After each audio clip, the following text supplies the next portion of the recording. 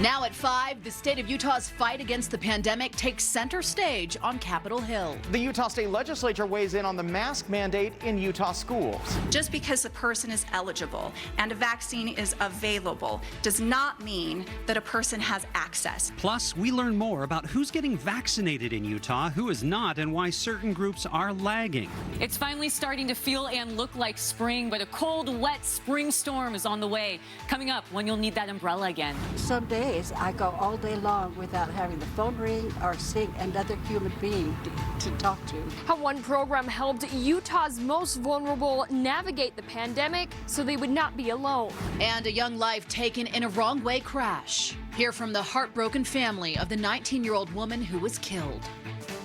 Live from Utah's news leader, Fox 13's Live at 5 starts right now. And we do start Live at 5 with an update to the wrong-way crash at the I-15-215 interchange on Monday night. We now know the name of the woman who died from injuries sustained in that crash. 19-year-old Gwen Donor was driving a white Ford Taurus that was hit head-on the northbound ramp of I-15. She had to be cut out of the car. She was flown by medical helicopter in critical condition. We found out she did die early yesterday morning. Gwen's family is holding a vigil tonight at 8 p.m. at Murray Park. Sydney Glenn spoke with her family earlier this afternoon. She'll share some of what that conversation was in a report today at 5:30. And also happening now, an investigation into a fatal car accident in Salt Lake City. And this one involved a man riding an electric scooter, police say. They say that he ran a red light. He was then hit by a Honda that was going in the opposite direction. Now, this happened on 600 South and 500 East. Police say they are currently reconstructing the accident as part of that investigation. Officers have a reminder for you at home. It's warming up now. Watch where you're going. Don't assume vehicles are going to stop for you. If you're on a scooter, a bicycle, or on foot, make sure that you have the right-of-way green light. Police say the scooter was privately owned and that the investigation is ongoing. We will update you as we learn more. And now to the fight against COVID-19 in Utah, from the push to get underserved communities in our state vaccinated to the future of mask wearing in your child's school. There were a lot of headlines made today in the future of this pandemic. Spencer Joseph is taking a look at the push to get as many Utahns vaccinated as possible. But we start with Ben Winslow on what comes next with face coverings in classrooms across the state. Ben.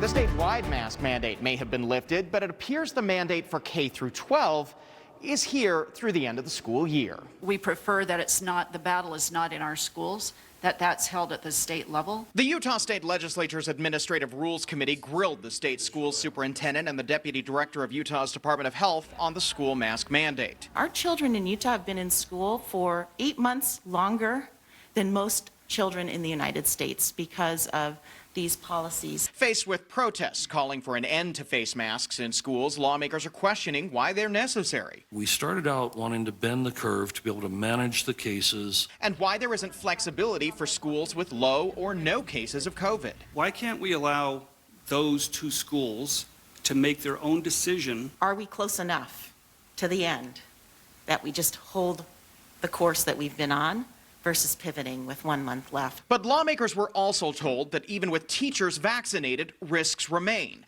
The Senate Minority Whip was emotional as she discussed her 6-year-old becoming a long hauler after the family got COVID. This is a real disease. And I know as legislators, we have to make decisions for the whole state of Utah. Excuse me.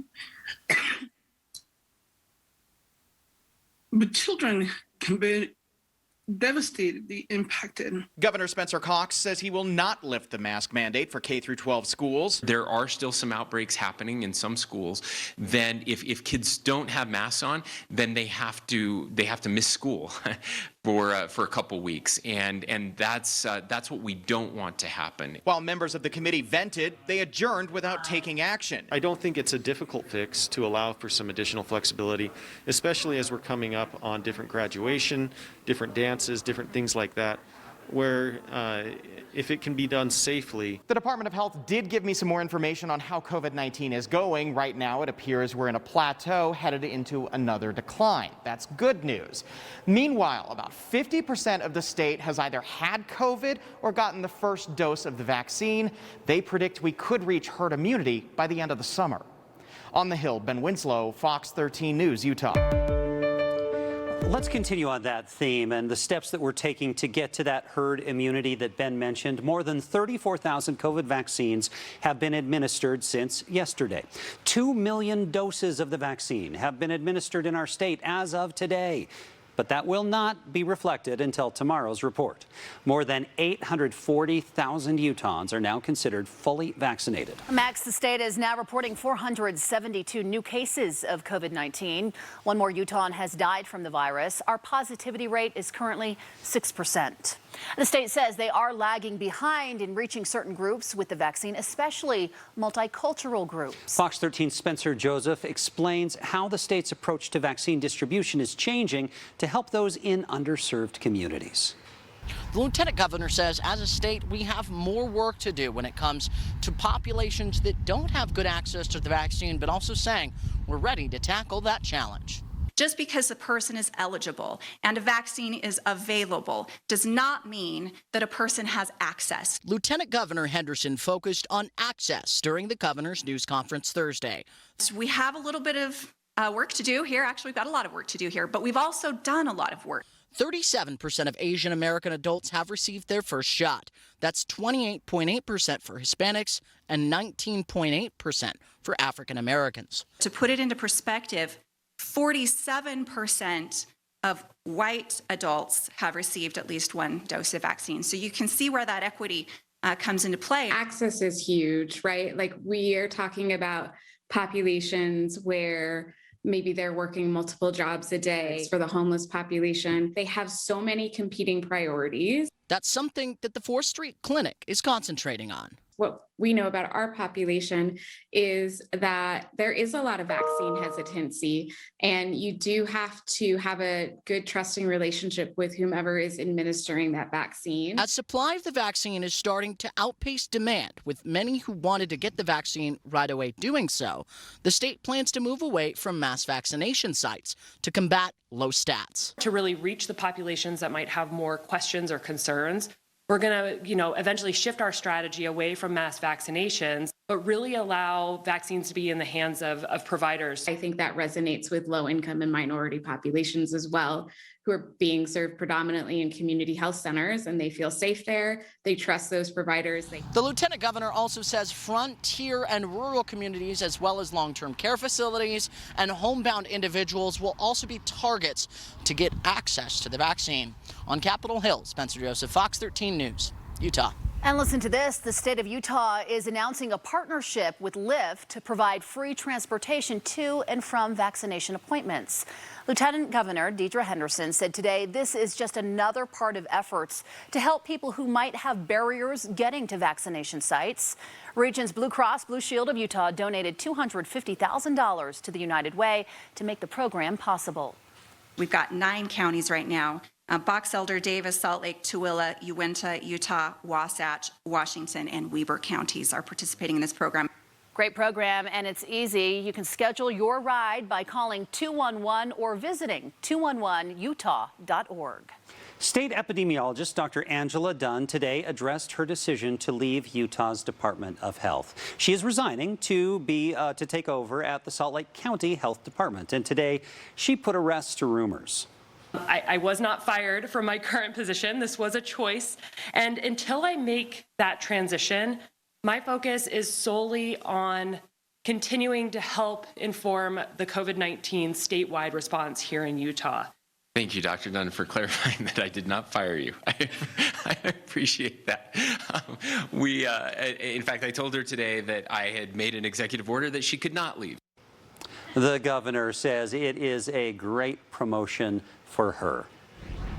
Switching gears now to weather. It was really a perfect day to enjoy the great outdoors if you had the chance to do so. It's Earth Day, so what a great excuse to get outside. Here's a look at some videos sent to us from a hiker in Ferguson Canyon. Just about perfect, I have to say. Oh, that is so nice to see, and I'm jealous of that hiker and grateful at the same time. I want to be out there. Yeah, isn't it just so nice out there? It's and happy Earth Day. Yeah, you too. We are so lucky here in Utah with what we are surrounded by. And look at this photo that was sent in to us from this afternoon of Promontory Point. Thank you, Chris Williams, for sending this in.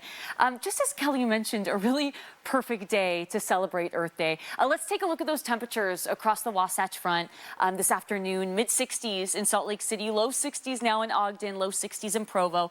So we're slowly going to start cooling as we jump into our evening time. But it's been so beautiful, and it's going to stay pleasant even into our evening. Right now we're in the mid-60s in Milford, 75 in St. George. Evanston, you're at 51 degrees. We have had a few showers that have popped up this afternoon, mainly in southeastern Utah. They've been very disorganized and very scattered, but those are going to start dying down as you take a look at the next several hours. We'll start to see clouds increasing this evening along the Wasatch Front, dropping to the mid-50s by 9 and 10 o'clock. But anything you're doing this evening, it's going to feel pretty good. And as you wake up along the Wasatch Front tomorrow morning, mostly cloudy skies. It'll be mild to start, but we're warming up quickly tomorrow. It's going to be another beautiful day. We're breaking down those details, plus a look at the cold, wet storm that's on the way at the start of next week. Those details coming up next. And as we near the end of President Biden's first 100 days in office, the president holds a major summit on Earth Day. Hear about the big commitments being made by world leaders to protect the planet. And how about this? Places like West Virginia offering cold, hard cash just to have you and your family move there while you work from home. Does it sound enticing to you? We'll explain why you may want to rethink, however, that offer. In national news, the White House's Global Leaders Summit on climate continues tomorrow with a focus on technology as well as economic opportunity. Transportation Secretary Pete Buttigieg will speak along with Michael Bloomberg and Bill Gates. Today, the summit was all about climate solutions. President Joe Biden committed to cutting U.S. greenhouse gas emissions in half by 2030. No nation can solve this crisis on our own. Scientists tell us that this is the decisive decade. Canada and Japan promised similar cuts. Russia said it would significantly reduce its emissions and said it's committed to a global approach to climate change. China pledged to be carbon neutral by 2060. Tomorrow, the CDC will meet to potentially determine whether or not the Johnson & Johnson vaccine is safe enough to lift the nationwide pause on distribution. The J&J shot was pulled off the market almost 2 weeks ago over some extremely rare blood clots in people who got a dose. All of Minneapolis is stopped today to honor the Prince of Brooklyn Center. Today, an emotional funeral for 20-year-old Dante Wright in Minneapolis. This just days after the city celebrated a guilty verdict in the death of George Floyd. Family, friends, and community leaders gathered to say their goodbyes. I never imagined that I'd be standing here. The roles should completely be reversed. My son should be burying me. Also in attendance, relatives of George Floyd and other black men killed during police encounters. The officer who shot and killed Dante Wright has been charged with second-degree manslaughter. She is currently out of jail on bail. 1 month ago today, 10 people, including a police officer, were shot and killed inside the King Soopers in Boulder, Colorado. This morning, Boulder's district attorney filed 43 more charges against the 21-year-old man accused of killing them. No word yet on a possible motive, though, in that shooting. The suspect's next court appearance is scheduled for May 25th. The U.S. is one step closer to having 51 states, but the move still faces hurdles. Today, the House approved a bill that would grant Washington, D.C. statehood. The legislation now heads to the Senate, where it does face an uphill fight. Still ahead, the popular exercise equipment company Peloton is facing legal action, what one woman is claiming in a new lawsuit. There are several cities that have offered cash incentives to get people to move there, but our country's digital divide is making some reconsider that offer. We're going to take a closer look.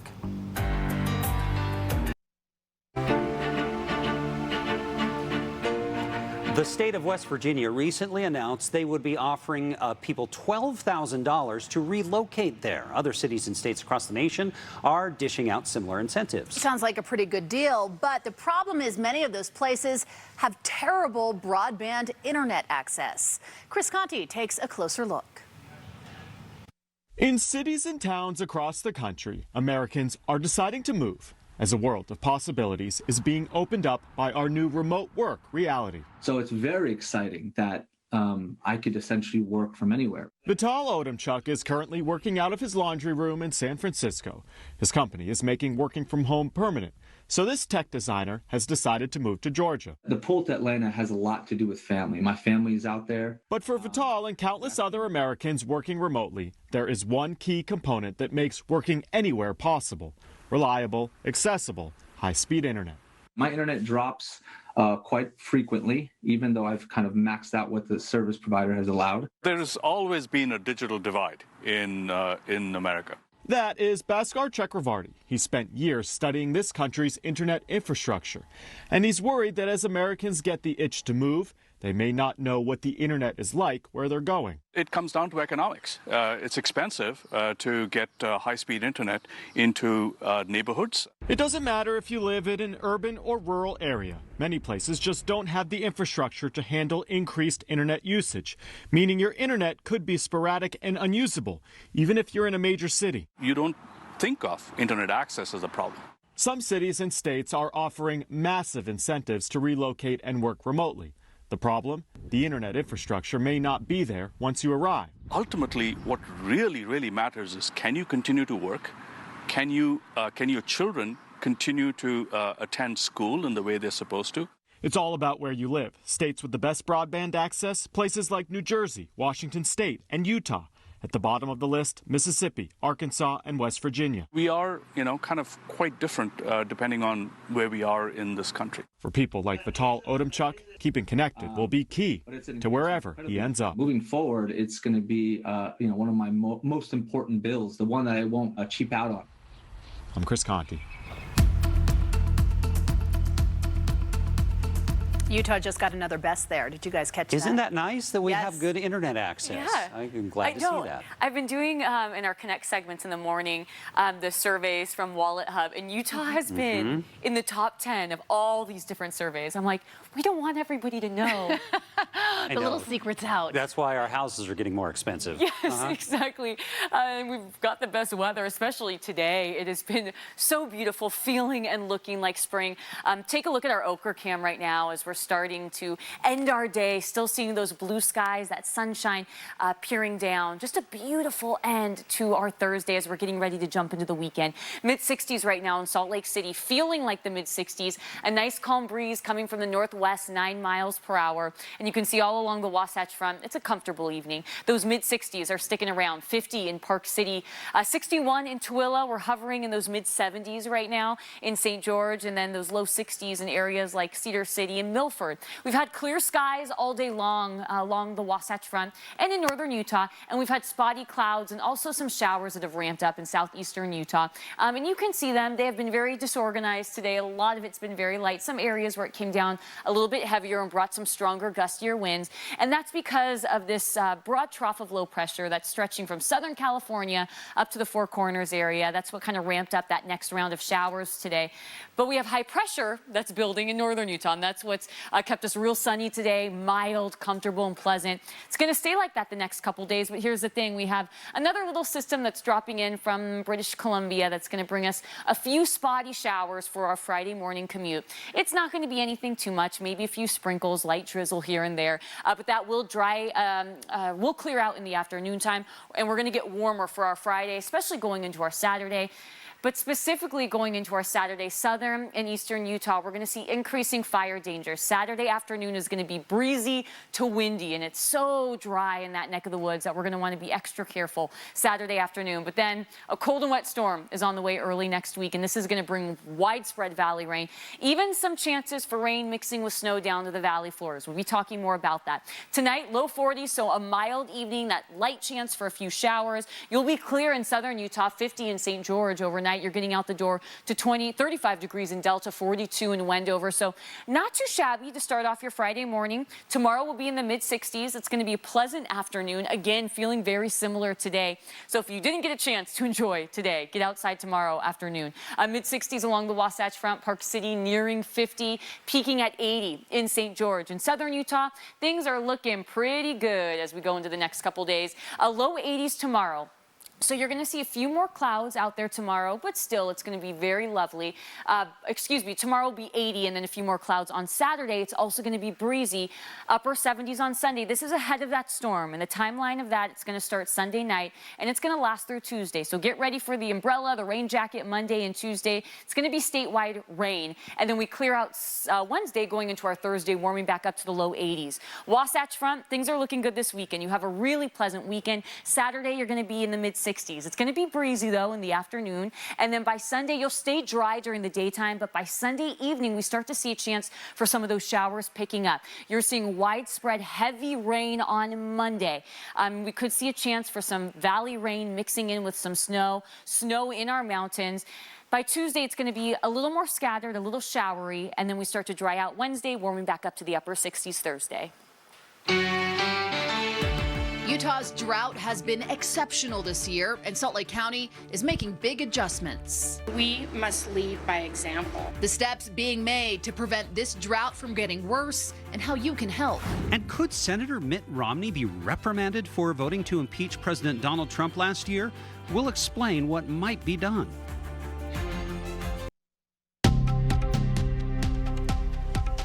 In today's Money Watch, more stimulus checks are on the way. Maybe on the way to your mailbox. The IRS says it did send out a 6th batch of stimulus checks this week, delivering payments to another 2 million Americans. This is part of President Biden's $1.9 trillion American Rescue Plan. The IRS has dispersed about 161 million payments so far, worth roughly $379 billion in the span of about 5 weeks. Now, the latest round of checks went to 700,000 people who had recently filed a 2020 tax return. Peloton has been hit with a lawsuit over treadmill safety concerns. A California woman is suing the fitness equipment maker for $5 million in damages, claiming that its Tread Plus treadmill is dangerous for children and pets. This after a consumer watchdog agency urged Americans to stop using that machine after 39 reports of injuries and 1 child's death. Peloton has no comment on the lawsuit, but earlier this week, it said children under 16 should never use the Tread Plus. Big warning there. Okay, maybe you've heard of the Impossible Burger and the Beyond Burger. Those are meatless options. Now get ready for this. It's Taco Bell's Beyond Taco. You're looking at it. Taco Bell is testing a new meat alternative taco ahead of an expected launch of a new offering featuring Beyond Meat. Now, the main ingredient is seasoned plant-based protein made from peas and chickpeas. However, for the time being, most customers won't be able to try it, unfortunately. Sorry. That's because it's only being sold at one Taco Bell location. That's it. You're going to have to travel to Orange County, California, and they'll only have the Beyond Taco until April 29th. So by next week, make plans. On Wall Street, stocks tumbled today over investors' worries about higher taxes. The Dow down 321 points. The Nasdaq fell 132. The S&P lost 38. Coming up, learn what changes Salt Lake County plans to implement to save millions of gallons of water this year. Tonight, a family is remembering a 19-year-old girl killed in a wrong-way crash this week. What they hope people will take away from this.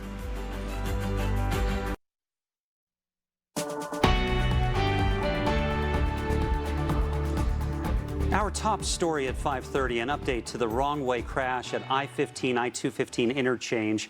We brought that to you as it was breaking on Monday night, and we're learning more about the woman who died from injuries sustained in that crash. 19-year-old Gwen Donor was driving a white Ford Taurus that was hit head-on by the car allegedly driven by Justin Robertson.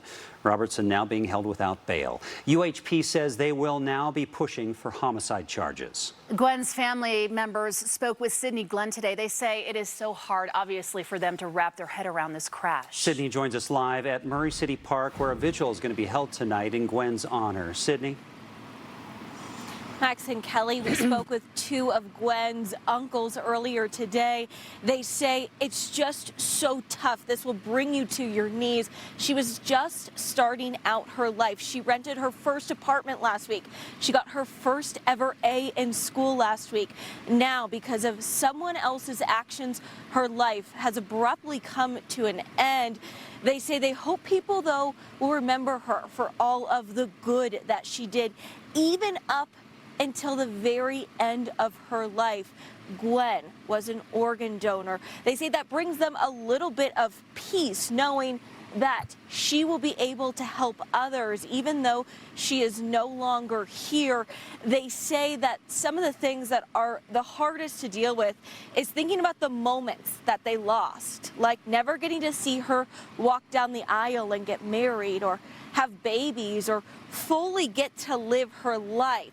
But then they think about her spunky self, the way that she made the room light up, and they say that helps them get through this. Her laugh, a lot of people have great laughs. Hers was just a wild laugh. It was up, it was down, it was cackling, it was just her, it was belly rolling, and every time she laughed, it was just this really intense laugh. And God, not hearing that again. Gwen's family says that that's what she was known for, was making people laugh. When you look at her photos, they say maybe you can't hear the laughter, but you can see it. Now, her family does have a GoFundMe account set up right now in her honor. They say they really hope that eventually they can do something with that to help out other people, possibly maybe a scholarship fund. There is going to be a vigil here tonight at 8 o'clock. Everyone is invited to attend. Live in Murray, Sydney Glenn, Fox 13 News, Utah. All right, we just wanted to show you that GoFundMe account that we were talking about, Sydney mentioning, because they are successfully collecting a lot of money, but they want to do good with it. So if you're interested in being a part of it, we'll connect you from fox13now.com. Now to a developing story. A prime suspect in multiple armed robberies over the span of just a couple days is now behind bars. 50-year-old Robert Mcdonald was arrested early this morning. Detectives say his crime spree began Sunday in Cottonwood Heights. Mcdonald allegedly committed several more robberies before detectives were finally able to track him down in Cottonwood Heights. Claimed to have a firearm and took some money from there, and then it spanned throughout UPD's jurisdiction, so Holiday, Midvale, and Mill Creek, and also into Sandy yesterday. He did 5 yesterday that we know of. That's quite the spree. Detectives say once McDonald was in custody, he confessed to 9 robberies. A female accomplice was also arrested. Detectives say McDonald is already on federal probation for robbery. These new cases will be forwarded to the United States Attorney for possible federal prosecution. Tonight, Utah State University is helping survivors of sexual assault take back the night. This comes days after USU football player Ismail Izzy Vaifoa was arrested for sexual assault on campus. Tonight at 7, USU is hosting a program of speakers at Free Speech Square, followed by a community march in downtown Logan. If you need help, you can call the Utah Sexual Violence Crisis Line or the Utah Domestic Violence Hotline. There's also a free app called Safe Utah, that connects you with a trained therapist. And of course, if you are in an emergency, call 911. Young Utahns are bringing awareness to climate change on this Earth Day. Fridays for Future Utah hosted a protest at the state capitol today. Now, 2 of the organizers have been skipping school every single Friday for the past year in order to protest for climate change awareness. Today, they asked local leaders to answer some of their questions surrounding climate policies here in Utah. So ultimately, that comes from systemic change. It's talking to our local governments. It's talking to those politicians that need to be making this change. And when they ask us young people, what do you recommend us to do? Ultimately, it's already been written up by these top scientists. Young but mighty there. The group is part of an international movement which gained momentum with teen climate activist Greta Thunberg just a few years ago. The Utah Jazz is donating Salt Lake City Mayor Aaron Mendenhall's 1,000 Tree Initiative. They want to be part of it. The goal of this initiative is to help the environment, also to beautify Salt Lake City's west side neighborhoods. Mayor Mendenhall planted around 1,600 trees during her first year in office and says she's looking to plant at least 1,000 trees every year she's mayor. Utah Jazz employees will also volunteer with Mayor Mendenhall to plant those trees sometime next month. Well, on this Earth Day, Salt Lake County announced its efforts to conserve more water. Yeah, something we all need to take part in. County officials say the changes will have a big impact. Fox 13's Diego Romo explains the county's plan and what you can do to help. Mayor Jenny Wilson announced that Salt Lake County facilities will reduce their water usage by a minimum of 5%, which equates to millions of gallons of water saved. The announcement comes just over a month after Governor Cox's emergency drought declaration. Water conservation is critical to us, and we must lead by example. Mayor Wilson revealed the county's commitment at the newly opened Draper Rec Center. She says the county will continue to push for water-efficient designs at new buildings, as well as strategic water use at parks and recreation facilities. Today, we're here to commit to cutting a minimum of 5% of our own water use in response to the worsening drought conditions. The savings are estimated to equal upwards of 40 million gallons. Much of the Great Basin has experienced the driest 10-month period on record from April 2020 to December 2020. In addition to their efforts, the county is challenging residents to turn off the faucet and limit water usage at home. To take a look at their own actions and see if they can join us in finding ways to cut their own water use by 5%. According to county estimates, if 25% of residents conserved 5% of their typical water use,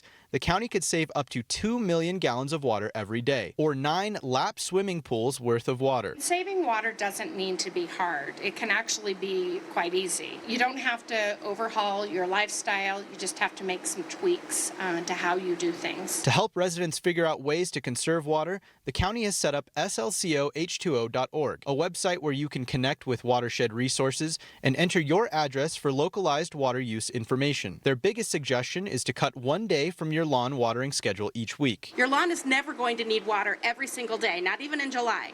So giving it your landscape what it needs, but not more than it needs, is how we create efficient and healthy, strong landscapes that can sustain the worst of whatever a Utah summer is going to throw at us. The county also suggests watering at night and considering adding drought-resistant plants to your yard. A full list of recommendations can be found at slcoh2o.org. We'll link you over at fox13now.com. In Salt Lake City, Diego Romo, Fox 13 News, Utah. A recent report from the Utah Division of Water Quality found that 42% of the state's water is considered impaired. That's up almost 10% in the last 10 years. So what does that mean? The Division of Water Quality says water is considered impaired when the quality of the supply does not support its intended use, whether it's for recreation, agriculture, or drinking. The DWQ says the decline in water quality can be attributed to a few different sources. In our urban waters, we're seeing impacts from stormwater. So that's the water that runs off of our streets and our driveways, and impacts from our wastewater treatment or sewage treatment plants. In rural parts of the state, it's more related to land management and agricultural sources. And with Utah's population continuing to grow quickly, Gaddis there says the state and cities will have to modernize their sewage treatment and stormwater infrastructure to help improve statewide water quality. Still ahead, Utah Senator Mitt Romney made headlines for taking a stand in the impeachment trial of former President Donald Trump last year. But could local Republicans reprimand him for it 14 months later? We'll take a closer look. Plus, a well-known cheese maker in Summit County is being recognized in a big way. We'll introduce you to her. And we're nearing 6 o'clock, but we're still in the low to mid 60s along the Wasatch Front. That continues tomorrow, but another storm is on the way, bringing much needed rain and snow. The details on that next storm are coming up next.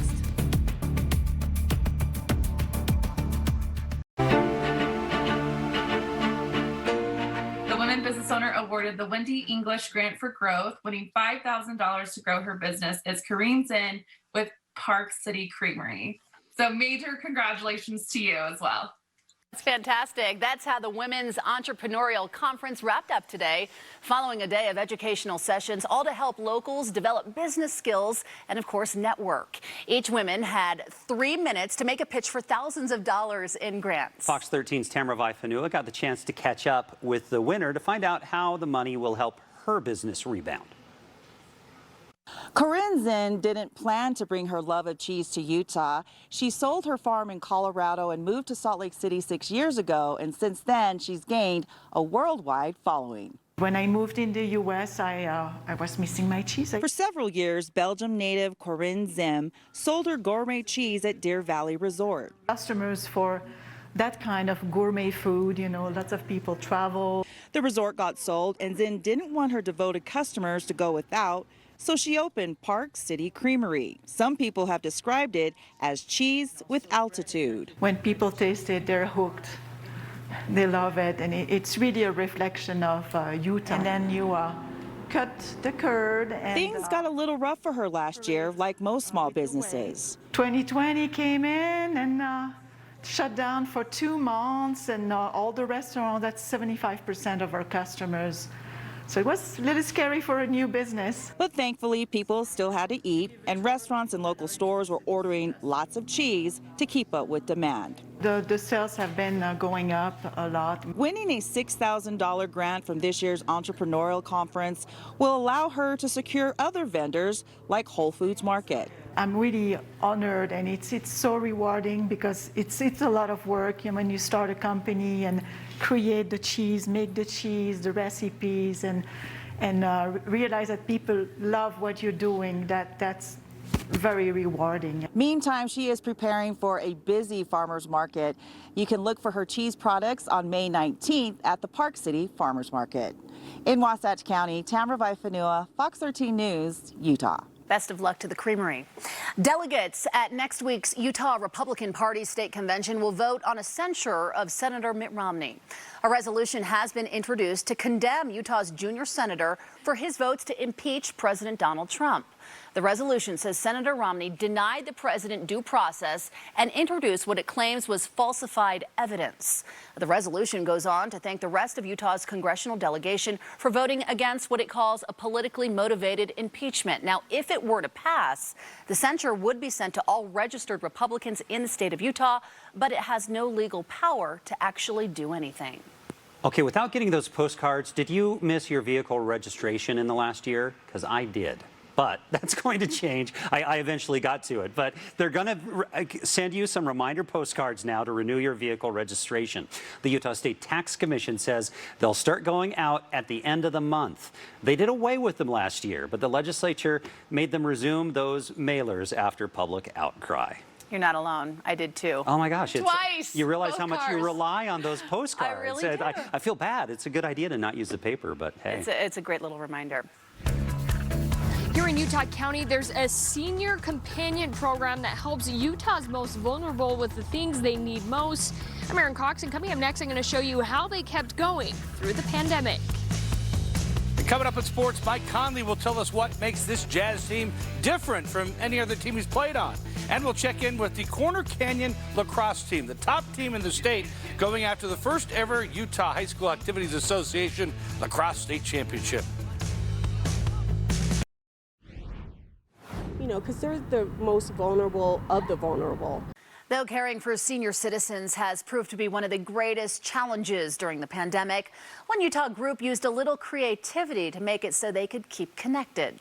Fox 13's Erin Cox spoke with volunteers as well as seniors about what the program means to them. With spring blossoms comes a celebration of change.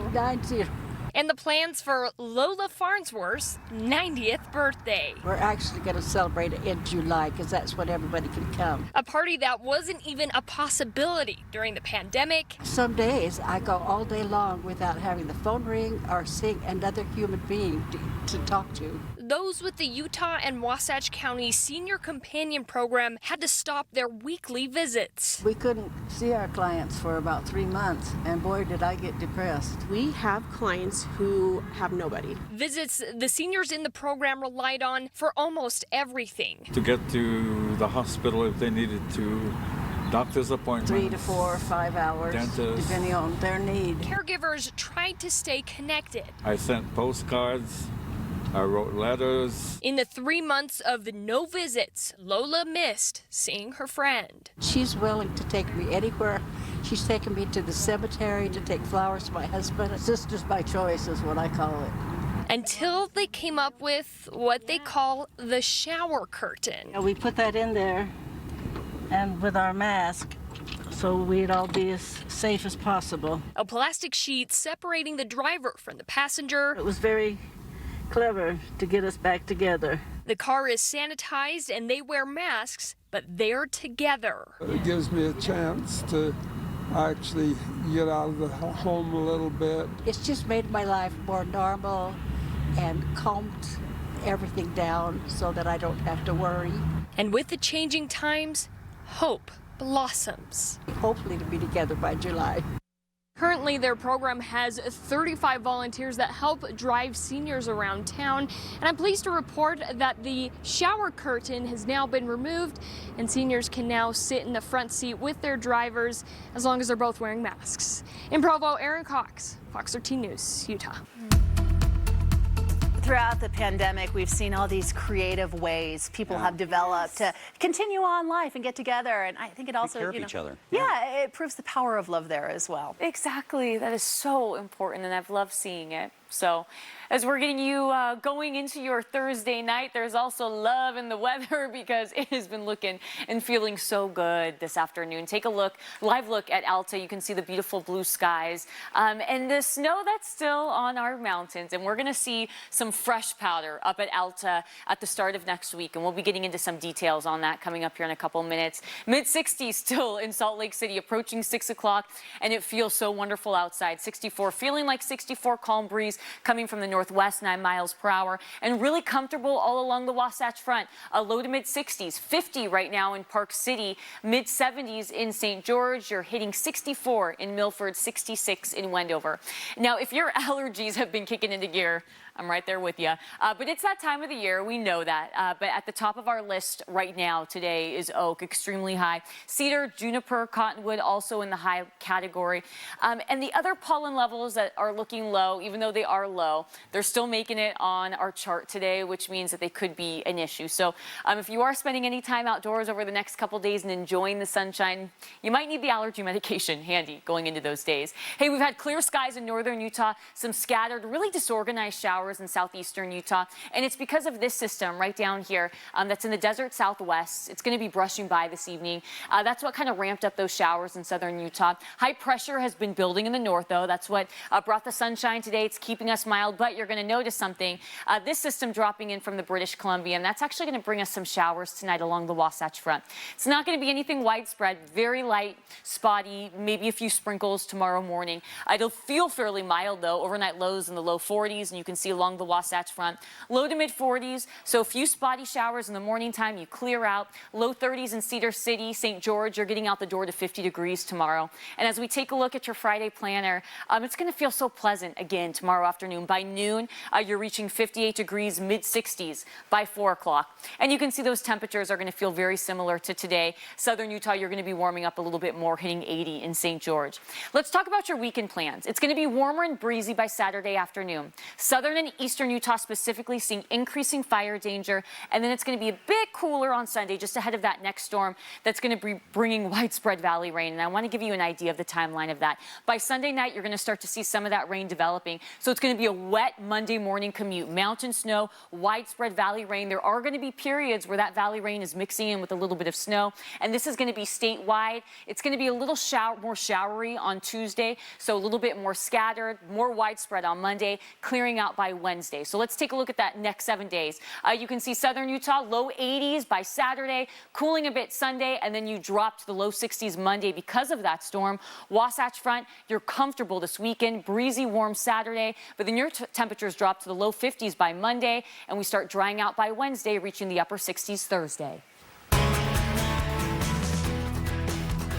There's a new sport on the rise in Utah. The cross has really taken off over the last couple of years at multiple levels, from the University of Utah to youth teams.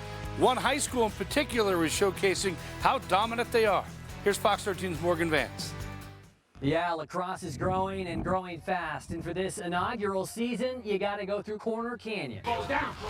There you go. Charger lacrosse has long been around. All right, last one right here. As a club sport. You know, Corner Canyon won a state championship in, I think it was 2014. And from that team, we had 4 guys go on and play at Rutgers. But head coach Aaron Ika says something changed about 5 or 6 years ago here in Utah. The U becoming the NCAA's westernmost program, while at the prep level, the goal was for lacrosse to become state sanctioned by the year 2020. That had to be disappointing. You're like 3 games into year 1 and a pandemic suddenly says you can't play anymore. Yeah, it was a little tough on us. I know the seniors from last year were pretty disappointed, but I think we just want to come out this year and win the first state championship. Of which the undefeated Chargers are the clear favorites to do. Of their 12 wins so far this season, a third of those are shutouts. The balance that we have on all sides of the ball, that's really what makes the team what it is. So if one guy's having an off game, we've got plenty of guys who step up. It was only months ago when Corner was holding up a different trophy. The Chargers recruiting some of those state champion guys in pads and selling them on lacrosse. We have the ability to pull from other sports. So a lot of our guys are football players, they're wrestlers. There are 58 Utah schools now competing in boys lacrosse with the first ever state tournament just a little less than a month away. I just want to grow the sport. I want it to get as big as I can. I love it, and I want to show the game. Killing any rich kid stereotypes that go along with it. In order to be good at lacrosse, you have to do the dirty work. You have to be good on ground balls, good on face-offs. You have to slide with authority. You know, a lot of things that aren't necessarily a pretty boy thing to do. Morgan Vance, Fox 13 Sports. Jazz will enjoy a couple of days off before hosting the Minnesota Timberwolves on Saturday. They beat up on the Houston Rockets last night, winning by 23 points to improve to an NBA best 44-15. Mike Conley played a big role, had a double-double, 11 points and 13 assists. I've never really been a part of a team like this in my career, so this is a unique situation. I think guys are shooting the ball so well. There's a lot of space. With Rudy setting screens and rolling, I've got a lot of options. And I think it's different, obviously, with Donovan out. I just have the ball a little bit more. So I'm able to just, kind of dissect and play the game and, be the man I know I can be. And that's the credit to our team and the coaching staff and the system. So I'm just trying to play within that game. Salt Lake City native Tony Fenow playing this week on the PGA Tour. He's teamed up with Cameron Champ, who won the Utah Championship in 2018. They're both very long hitters, so they'll be fun to watch this weekend. And if they can make birdie putts, they'll have a great chance to win this team event. Fenow made 5 birdies today to help their team finish at 9 under par. That has them 1 shot off the lead going into tomorrow's second round. Now, I have to show you a sad event at today's Cincinnati Reds game. Eugenio Suarez hit a home run. Now, that's a good thing, but the fan who tried to catch the ball lost it, and then he lost his nachos falling after it, only to watch another fan get the souvenir. Then he had to explain to his kid what happened. No ball, no nachos. Hey, it was still a fun afternoon at the ballpark. Hopefully they went and bought a baseball and some more nachos. We'll be right back. It is still so nice outside, so if you didn't get any time to get out and enjoy it earlier, maybe this evening you can go take a stroll around the neighborhood. It'll be worth it. Yeah, or looking at that golf course. Maybe grab the clubs and go to the driving range. Huh? Lucky few hitting balls, yeah. Looks so nice out there. We're so glad that you spent part of your evening with us. Thank you, everyone. Go enjoy your dinner and a nice evening. And hope to see you back here at 9 o'clock. I had to think for a minute. We're back at 9, right?